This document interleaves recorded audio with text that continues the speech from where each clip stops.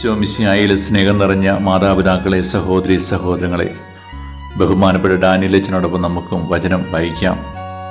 ഇന്ന് നമ്മൾ വചനം വായിച്ച് ധ്യാനിക്കുന്നത് ഉൽപ്പത്തി പുസ്തകം 3-4 അധ്യായങ്ങളും സങ്കീർത്തനം 104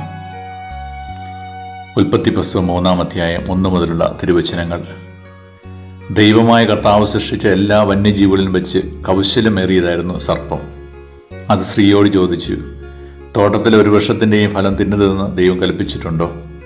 സ്ത്രീ സർപ്പത്തോട് പറഞ്ഞു, തോട്ടത്തിലെ വൃക്ഷങ്ങളുടെ പഴങ്ങൾ ഞങ്ങൾക്ക് ഭക്ഷിക്കാം, എന്നാൽ തോട്ടത്തിൻ്റെ നടുവിലുള്ള മരത്തിൻ്റെ പഴം ഭക്ഷിക്കുകയോ തൊടുക പോലും അരുത്, ഭക്ഷിച്ചാൽ നിങ്ങൾ മരിക്കുമെന്ന് ദൈവം പറഞ്ഞിട്ടുണ്ട്. സർപ്പ സ്ത്രീയോട് പറഞ്ഞു, നിങ്ങൾ മരിക്കുകയില്ല. അത് തിന്നുന്ന ദിവസം നിങ്ങളുടെ കണ്ണുകൾ തുറക്കുമെന്നും നന്മയും തിന്മയും അറിഞ്ഞ് നിങ്ങൾ ദൈവത്തെ പോലെ ആകുമെന്നും ദൈവത്തിനറിയാം.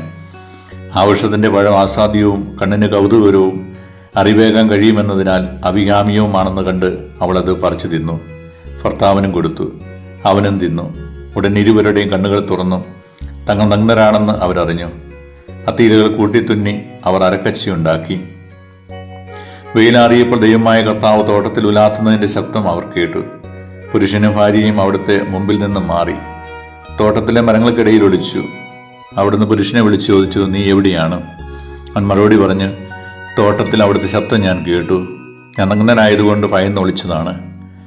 അവിടുന്ന് ചോദിച്ചു, നീ നഗ്നനാണെന്ന് നിന്നോട് ആര് പറഞ്ഞു? തിന്നരുതെന്ന് ഞാൻ കൽപ്പിച്ച വൃക്ഷത്തിൻ്റെ പഴം നീ തിന്നോ? അവൻ പറഞ്ഞു, അങ്ങ് എനിക്ക് കൂട്ടിന് തന്ന സ്ത്രീ ആ മരത്തിൻ്റെ പഴം എനിക്ക് തന്നു, ഞാനത് തിന്നു. ദൈവമായ കർത്താവ് സ്ത്രീയോട് ചോദിച്ചു, നീ എന്താണ് ഈ ചെയ്തത്? അവൾ പറഞ്ഞു, സർപ്പം എന്നെ വഞ്ചിച്ചു, ഞാൻ പഴം തിന്നു. ദൈവമായ കർത്താവ് സർപ്പത്തോട് പറഞ്ഞു, ഇത് ചെയ്തതുകൊണ്ട് നീ എല്ലാ കന്നുകാലികളുടെയും വന്യമൃഗങ്ങളുടെയും ഇടയിൽ ശപിക്കപ്പെട്ടതായിരിക്കും. നീ മണ്ണിൽ ഇഴഞ്ഞു നടക്കും, ജീവിതകാലം മുഴുവൻ നീ പൊടി തിന്നും. നീ സ്ത്രീയും തമ്മിലും നിന്റെ സന്തതിയും അവളുടെ സന്തതിയും തമ്മിലും ഞാൻ ശത്രുത ഉളവാക്കും. അവൻ നിന്റെ തല തകർക്കും, നീ അവൻ്റെ കുതികാലിൽ പരിക്കേൽപ്പിക്കും. അവിടുന്ന് സ്ത്രീയോട് പറഞ്ഞു, നിന്റെ ഗർഭാരിഷ്ടതകൾ ഞാൻ വർദ്ധിപ്പിക്കും, നീ വേദനയോടെ കുഞ്ഞുങ്ങളെ പ്രസവിക്കും. എങ്കിലും നിനക്ക് ഭർത്താവ് അഭിലാഷമുണ്ടായിരിക്കും, അവൻ നിന്നെ ഭരിക്കുകയും ചെയ്യും. ആദത്തോട് അവിടുന്ന് പറഞ്ഞു, തിന്നരുതെന്ന് ഞാൻ പറഞ്ഞ പഴം സ്ത്രീയുടെ വാക്കുകേട് നീ തിന്നതുകൊണ്ട് നീ മൂലം മണ്ണ് ശപിക്കപ്പെട്ടതായിരിക്കും. ആയുഷ്കാലം മുഴുവൻ കഠിനാധ്വാനം കൊണ്ട് നീ അതിൽ നിന്ന് കാലാപനം ചെയ്യും. അത് മുള്ളും മുൾച്ചെടികളും നിനക്കായി മുളപ്പിക്കും. വയലിലെ സസ്യങ്ങൾ നീ ഭക്ഷിക്കും. മണ്ണിൽ നിന്നെടുക്കപ്പെട്ട നീ മണ്ണിനോട് ചേരുന്നതുവരെ നെറ്റിയിലെ വീർപ്പ് കൊണ്ട് ഭക്ഷണം സമ്പാദിക്കും. നീ പൊടിയാണ്, പൊടിയിലേക്ക് തന്നെ നീ മടങ്ങും. ആദ ഭാര്യ ഹവ്വ എന്ന് വിളിച്ചു, കാരണം അവൾ ജീവനുള്ളവരുടെ എല്ലാം മാതാവാണ്.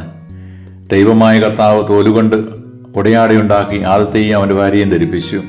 അനന്തരം അവിടുന്ന് പറഞ്ഞു, മനുഷ്യനിതാ നന്മയും തിന്മയും അറിഞ്ഞ് നമ്മിലൊരുവനെ പോലെ ആയിരിക്കുന്നു. ഇനി അവൻ കൈനീട്ടി ജീവന്റെ വശത്തിൽ നിന്ന് കൂടി പറിച്ചു നിന്ന് അമർത്യനാകാൻ ഇടയാകരുത്. കർത്താവ് അവരെ ഏദൻ തോട്ടത്തിൽ നിന്ന് പുറത്താക്കി മണ്ണിൽ നിന്നെടുത്ത മനുഷ്യനെ മണ്ണോട് മല്ലിടാൻ വിട്ടു. മനുഷ്യനെ പുറത്താക്കിയ ശേഷം ജീവന്റെ വശത്തിലേക്കുള്ള വഴികാക്കാൻ ഏദൻ തോട്ടത്തിന് കിഴക്ക് അവിടുന്ന് കെരൂബുകളെ കാവൽ നിർത്തി.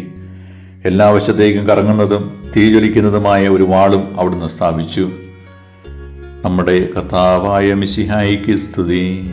4 അധ്യായം 1 മുതലുള്ള തിരുവചനങ്ങൾ. ആദം തൻ്റെ ഭാര്യയായ ഹവ്വായോട് ചേർന്ന് അവൾ ഗർഭം ധരിച്ച് കായേനെ പ്രസവിച്ചു. അവൾ പറഞ്ഞ്, കർത്താവ് കടാക്ഷിച്ച് എനിക്ക് പുത്രനെ ലഭിച്ചിരിക്കുന്നു. പിന്നീട് അവൾ കായേൻ്റെ സഹോദരൻ ആബേലിനെ പ്രസവിച്ചു. ആബേൽ ആട്ടിടയനും കായേൻ കൃഷിക്കാരനുമായിരുന്നു. ഒരിക്കൽ കായേൻ തൻ്റെ വിളവിൽ ഒരു ഭാഗം കർത്താവിന് കാഴ്ച സമർപ്പിച്ചു. ആബേൽ തൻ്റെ ആട്ടിൻകൂട്ടത്തിലെ കടിഞ്ഞൂൽ കുഞ്ഞുങ്ങളെ എടുത്ത് അവയുടെ കൊഴുപ്പുള്ള ഭാഗങ്ങൾ അവിടത്തേക്ക് കാഴ്ചവെച്ചു. ആബേലിലും അവൻ്റെ കാഴ്ച വസ്തുക്കളിലും അവിടുന്ന് പ്രസാദിച്ചു. എന്നാൽ കായേനിലും അവൻ്റെ കാഴ്ച വസ്തുക്കളിലും അവിടുന്ന് പ്രസാദിച്ചില്ല. ഇത് കായേനെ അത്യധികം കോപിപ്പിച്ചു. അവൻ്റെ മുഖം കറുത്തു. കർത്താവ് കായേനോട് ചോദിച്ചു, നീ കോപിച്ചിരിക്കുന്നത് എന്തുകൊണ്ട്? നിന്റെ മുഖം വാടിയിരിക്കുന്നത് എന്തുകൊണ്ട്? ഉചിതമായി പ്രവർത്തിച്ചാൽ നീയും സ്വീകാര്യനാവുകയില്ലേ? നല്ലത് ചെയ്യുന്നില്ലെങ്കിൽ പാവം വാതിൽക്ക് തന്നെ പതിയിരിപ്പുണ്ടെന്ന് ഓർക്കണം. അത് നിന്നെ താല്പര്യം വെച്ചിരിക്കുന്നു, നീ അതിനെ കീഴടക്കണം. ഒരു ദിവസം കായേൻ തൻ്റെ സഹോദരൻ ആബേലിനോട് പറഞ്ഞു, നമുക്ക് വയലിലേക്ക് പോകാം. അവർ വയലിലായിരിക്കെ കായേൻ ആബേലിനോട് കയർത്ത് അവനെ കൊന്നു. കർത്താവ് കായേനോട് ചോദിച്ചു, നിന്റെ സഹോദരൻ ആബേൽ എവിടെ? അവൻ പറഞ്ഞു, എനിക്കറിഞ്ഞുകൂടാ. സഹോദരൻ്റെ കാവൽക്കാരനാണോ ഞാൻ? എന്നാൽ കർത്താവ് പറഞ്ഞു, നീ എന്താണ് ചെയ്തത്?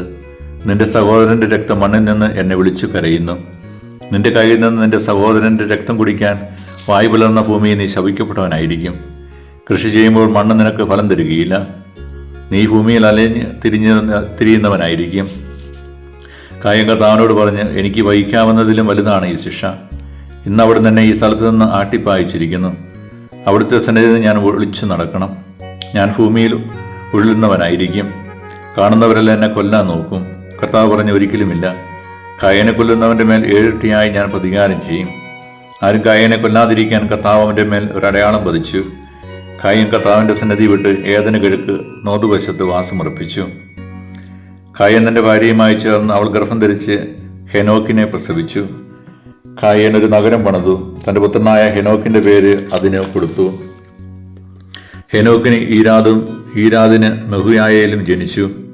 മെഹുയായേലിന് മെതുശായേലും, മെതുശായേലിന് ലാമക്കും ജനിച്ചു.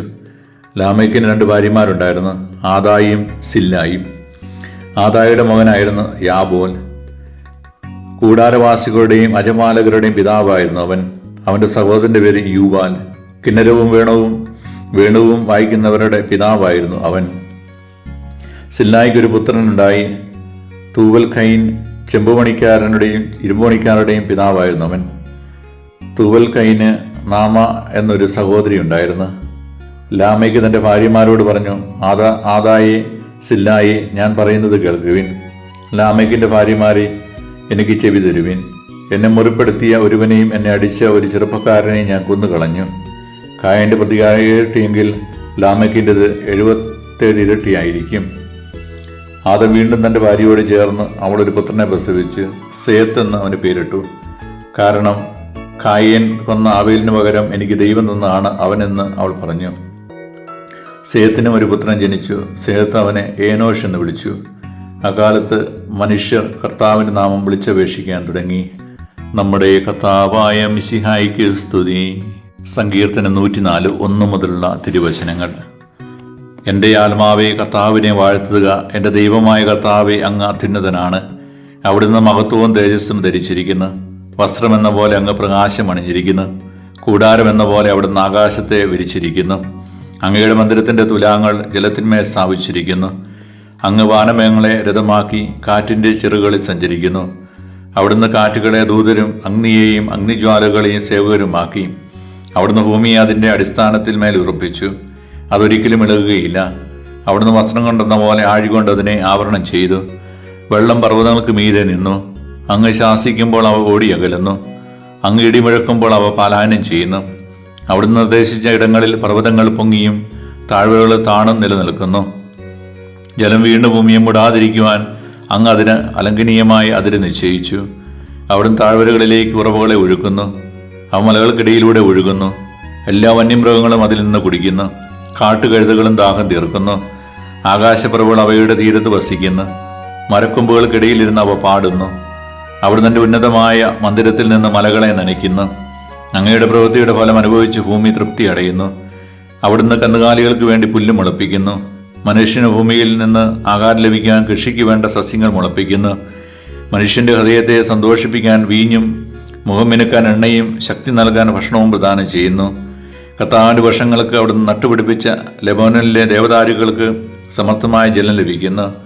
അവയിൽ പക്ഷികൾ കൂടുകൂട്ടുന്നു. കൊക്ക് ദേവദാരുകൾ ചേക്കേറുന്നു.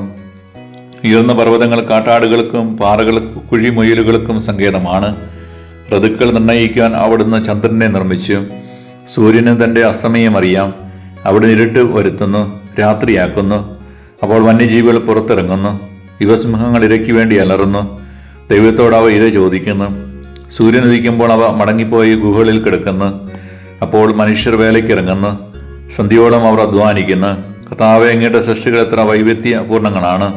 ജ്ഞാനത്താൽ അങ്ങ് അവയെ നിർമ്മിച്ചു. ഭൂമി അങ്ങയുടെ സൃഷ്ടികളാൽ നിറഞ്ഞിരിക്കുന്നു. അതാ വിസ്തൃതമായ മഹാസമുദ്രം. ചെറുതും വലുതുമായ അസംഖ്യം ജീവികളെ കൊണ്ട് അത് നിറഞ്ഞിരിക്കുന്നു. അതിൽ കപ്പലുകൾ സഞ്ചരിക്കുന്നു. അങ്ങ് സൃഷ്ടിച്ച ലെവിയാദിൻ അതിൽ വിഹരിക്കുന്നു. യഥാസമയം ഭക്ഷണം ലഭിക്കുവാൻ അവ അങ്ങയെ നോക്കിയിരിക്കുന്നു. അങ്ങ് നൽകുമ്പോൾ അവ ഭക്ഷിക്കുന്നു. അങ്ങ് കൈ തുറന്നു കൊടുക്കുമ്പോൾ അവ നന്മകളാൽ സംതൃപ്തരാകുന്നു. അവിടുന്ന് മുഖം മറയ്ക്കുമ്പോൾ അവ പരിഭ്രാന്തരാകുന്നു. അങ്ങ് അവയുടെ ശ്വാസം പിൻവലിക്കുമ്പോൾ അവ മരിച്ച് പൂഴിയിലേക്ക് മടങ്ങുന്നു. അങ്ങ് ജീവശ്വാസം അയക്കുമ്പോൾ അവ സൃഷ്ടിക്കപ്പെടുന്നു. അങ്ങ് ഭൂമുഖം നവീകരിക്കുന്നു. കർത്താവിൻ്റെ മഹത്വം എന്നേക്കും നിലനിൽക്കട്ടെ. കർത്താവ് തൻ്റെ സൃഷ്ടികളിൽ ആനന്ദിക്കട്ടെ. അവിടെ നോക്കുമ്പോൾ ഭൂമി വിറകൊള്ളുന്നു. അവിടുന്ന് സ്പർശിക്കുമ്പോൾ പർവ്വതങ്ങൾ പുകയുന്നു.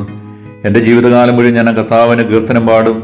ആയുഷ്കാലം അത്രയും ഞാൻ എൻ്റെ ദൈവത്തെ പാടി സ്തുതിക്കും. എൻ്റെ ഈ ഗാനം അവിടത്തേക്ക് പ്രീതികരമാകട്ടെ. ഞാൻ കർത്താവിൽ ആനന്ദിക്കുന്നു.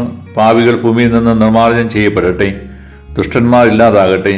എൻ്റെ ആത്മാവെ കർത്താവിനെ വാഴ്ത്തുക, കർത്താവിനെ സ്തുതിക്കുക. നമ്മുടെ കർത്താവായ മിശിഹായിക്ക് സ്തുതി.